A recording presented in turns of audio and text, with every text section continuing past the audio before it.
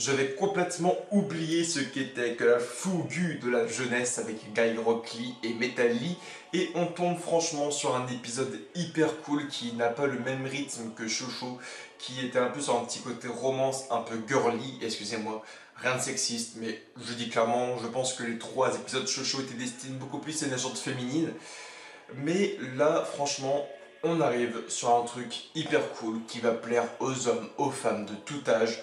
On est sur de la putain de bonne nostalgie, Naruto et Naruto Shippuden avec des entraînements à la dure, les entraînements de Gai Maito.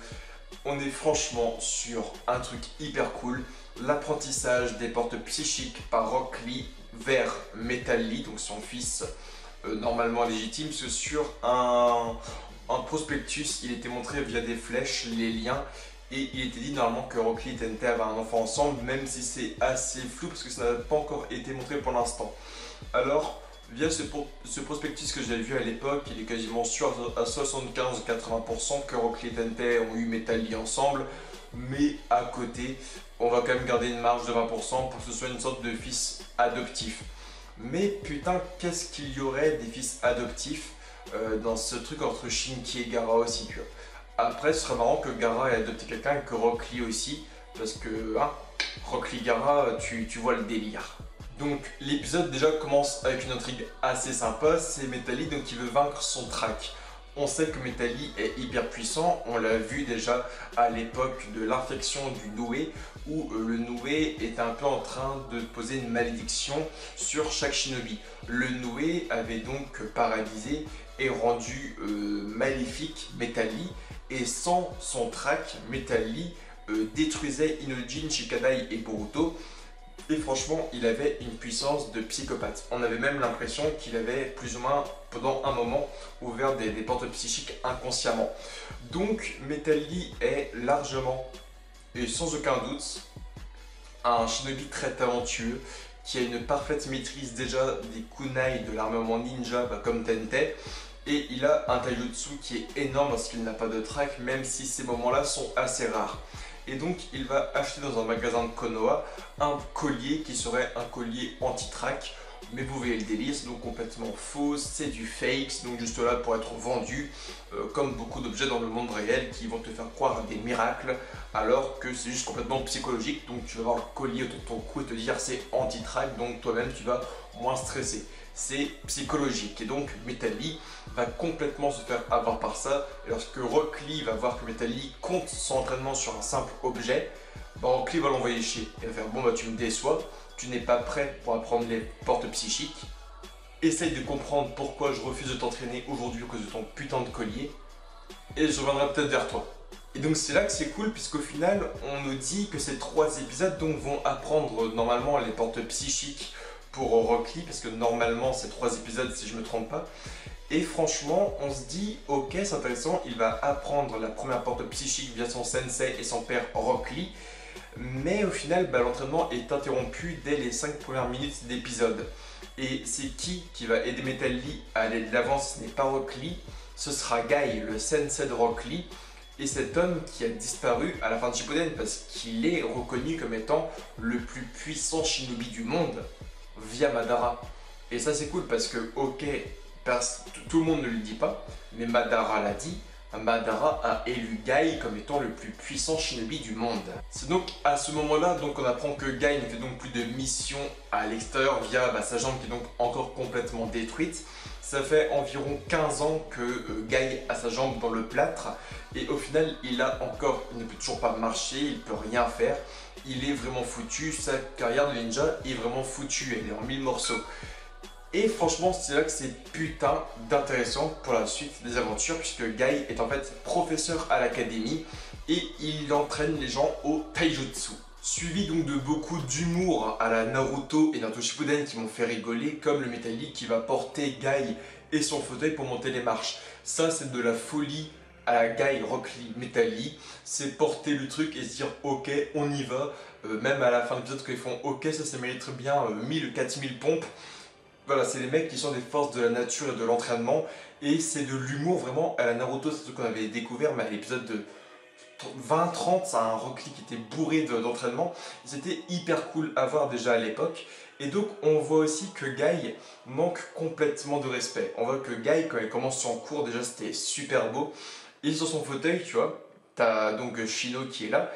Et Guy dit, voilà, j'ai participé à la 4e Grande Guerre Ninja. Et là, il dit une phrase qui est sublime, il fait, j'ai eu la chance de me battre aux côtés de Naruto. C'est ouf déjà qu'un sensei, un mec qui était au-dessus de Naruto, maintenant dise, j'ai eu la chance de me battre aux côtés de Naruto Uzumaki pendant la 4e Grande Guerre Ninja. Et il dit, c'est pendant cette guerre que j'ai perdu l'usage de ma jambe grâce à une technique, grâce à du taijutsu. J'ai perdu cette jambe face à un ennemi qui s'appelait... Et là tout le monde regarde en mode putain vas-y mais c'est qui a été brisé la jambe de Guy Maito, c'est qui ce shinobi qui a été affronté Guy alors qu'il est si puissant. On parle de Madara Uchiha, hein, c'est un ninja de légende. Et là Guy fait, je sais plus comment il s'appelait en fait, parce que oui c'est vrai que dans le manga et l'anime, Guy s'en foutait complètement de qui était Madara, il voulait juste le buter et le vaincre. Donc là on voit que Guy il commence à parler de Madara, on pense qu'il va sortir son nom et quand il va sortir son nom tout le monde fasse quoi, c'était contre Madara, ce shinobi légendaire du clan Uchiha que vous êtes battu et tout. Et là il fait, je me suis battu contre, je sais plus comment il s'appelait en fait. Suivi donc de combats hyper intéressants, déjà Guy versus Iwabe et Metal Lee, où Guy va donc se lever de son fauteuil roulant et se mettre sur une seule jambe, et donc il va se battre à cloche-pied, et franchement il est juste hyper balèze à retrouver Guy contre Iwabe et Metal Lee.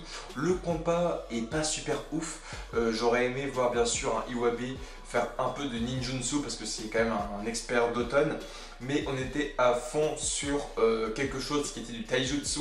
Mais voilà, les choses étaient pas fous, hormis Iwabe qui saute, qui se prend une droite, il vole dans un mur, Metal Lee qui arrive, il prend une droite, il va dans un mur. J'aurais aimé qu'il y ait plus de tentatives, vraiment de duo, parce que Metal Lee et Iwabe sont dans la même équipe. Et j'ai pas vraiment ressenti l'esprit d'équipe. Il y aurait vraiment eu des belles possibilités que Metal Lee prenne Iwabe par la main, qu'il le balance et tout. Donc ok, Metal Lee avait complètement le track, il n'a pas du tout géré son combat. Mais ça aurait été quand même assez intéressant qu'il y ait des belles combinaisons, des galipettes, je sais pas, que ça passe sous les jambes d'Iwabe pour faire un truc. Ça aurait été stylé, mais ça n'a pas été fait. Le deuxième combat néanmoins, lui, est beaucoup plus intéressant. C'est Rock Lee qui va donc défier son fils Metal Lee. Et au final... l'écriture de Metal Lee est plus que cool. Rock Lee a deux statuts où il est très puissant, c'est lorsqu'il est ivre et lorsqu'il a les portes psychiques. Lorsqu'il est ivre, ses mouvements sont complètement, on va dire, aléatoires. C'est un peu la technique de l'homme ivre. Et au final, il va surprendre des mecs comme Kimimaro ou bien d'autres. Et au final, c'est ça qui est quand même assez intéressant, c'est que Rock Lee est très puissant en étant ivre. Et Metal Lee a la même chose, mais lui, il n'a pas besoin de boire de l'alcool, de se bourrer la gueule ou d'avoir un objet, donc de l'alcool pour avoir son power-up. C'est juste le track. À force que les gens le regardent, à force que les gens rigolent de lui, etc., il a du track et il ne sait plus trop se battre, il perd un peu ses moyens et donc ses mouvements sont complètement aléatoires. Et il a complètement les mêmes techniques que Rock Lee. Hein. Vous regardez le combat Rock Lee versus Metal Lee, ce sont les mêmes mouvements où il avance sur les genoux, il essaie de faire des petits trucs. C'est hyper intéressant, hyper cool. Et on a un combat vraiment cool où Rock Lee veut le frapper, il fait bon c'est bon là je l'ai eu. Et Metal Lee veut que tout le monde le regarde, il fait oh non, et il se baisse, il fait putain mais tout le monde me regarde et tout. Donc il se tape des esquives de ouf grâce au track. Donc c'est franchement énorme. En plus c'est drôle, on peut que sourire pour soi parce qu'il fait des têtes de ouf et il esquive et puis une musique de fou, un Rock Lee qui est vénère avec ses muscles et tout. C'était putain de sympa. Et au final, c'est là qu'on apprend que Metal Lee va complètement surpasser l'ancienne génération donc de maîtres en taijutsu. Je parle bel et bien de Rock Lee et de Guy Sensei. J'entends par là que pour les personnes qui vont en fait utiliser les portes psychiques comme Rock Lee en début d'épisode, il faut très souvent que Shinobi fasse cette position-là, qu'il se concentre un peu quelques secondes et qu'il libère les portes. Et c'est un truc qui est fait à plusieurs reprises, c'est un peu comme des mudras. Les mudras, c'est donc les signes que les Shinobi font. Là, souvent pour activer les portes psychiques, il faut très souvent que le Shinobi prenne cette position-là, qu'il se concentre un peu et qu'il libère la porte. Là, dans l'épisode d'aujourd'hui, on voit que Metal Lee avec le track saute et en fait c'est le track qui va activer la porte initiale mais sans qu'il se concentre. Et en fait, on voit que Metal-Lee peut déverrouiller les portes sans même se concentrer, sans même recharger, sans même se concentrer, sans même prendre du temps. Là, en même pas une seconde, il active la porte initiale et fait un Konoha Taisenpu dans Rock Lee qui va envoyer dans un mur, quoi. Donc c'est assez cool de voir déjà le Konoha Taisenpu, de voir la porte initiale de Metal-Lee, même si elle est très brève, elle est quelques secondes juste pour frapper. Mais voilà, c'était hyper cool. Donc c'est là qu'on voit que Metal-Lee va être supérieur donc à Guy ou même Rock Lee parce qu'il n'a pas besoin de charger les portes psychiques. Maintenant, juste hâte d'avancer dans le truc parce que là, il a pris la porte 1 à l'épisode 1. Et je me dis jusqu'où il va aller. Donc oui, il ira un peu jusqu'à la porte 7 comme faisait Rock Lee dans Shippuden. Mais il est possible qu'il aille jusqu'à la porte 3 ou 4 hein, comme Rock Lee dans Naruto à l'époque. Donc c'est là que j'ai hâte de voir, c'est quand il aura la peau un peu rouge avec les veines et les yeux tout blancs. Là franchement on aura un Metal Lee qui sera quand même beaucoup plus sympa. Je voulais à la base aussi que Metal Lee soit un perso qui n'ait plus de track. Ouais, c'est un perso qui n'ait plus de track et donc soit un perso badass. Mais comme disait Rock Lee dans l'épisode, il ne faut pas supprimer ton track, il faut vivre avec ton track et gérer ton track.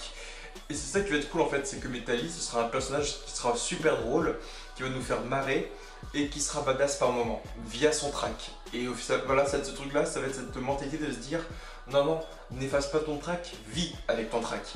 Et franchement, c'est hyper cool. S'ils le font bien, ça va être hyper cool à voir, ça sera très hypant. Parce que moi, Metal Lee aujourd'hui, il m'a donné de la nostalgie, il m'a fait rigoler avec le vase et avec les assiettes, donc qui sont des trésors du patrimoine. Et il m'a fait de la bonne hype avec le combat contre Rock Lee. Donc franchement, c'était un épisode extraordinaire et j'ai déjà plus que hâte à jeudi prochain pour l'épisode 71 déjà de Boruto.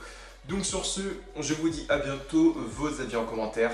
La nouvelle génération va largement dépasser l'ancienne, hein. C'est quasiment dit. De toute façon, même Boruto avec le Kama et Sarada avec le côté médecin et Uchiwa, bon voilà, c'est déjà dit d'avance. La nouvelle génération va niquer l'ancienne, mais largement.